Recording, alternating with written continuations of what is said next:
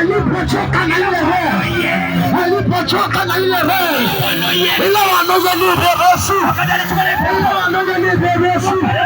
Angalia mwenzake mwambie, alipochoka na ile roho, ile bebesu ya Mose, siku moja wakapatana na akamwamrisha ile roho, toka, toka, toka, toka, toka, toka, wala usharati, toka, wala usizi, toka, wala ulevi, toka, wala ushirikina, toka. Bwana Yesu asifiwe, Bwana Yesu asifiwe, Bwana Yesu asifiwe. Haleluya. Kuna kuchoka na kunua mwendo. Ambia mwenzako kuchoka. Iya mwenzako kuchoka. Kwani wewe umechoka na hiyo roho? Pole pale unenepe kwa sio kuitoa. Haleluya.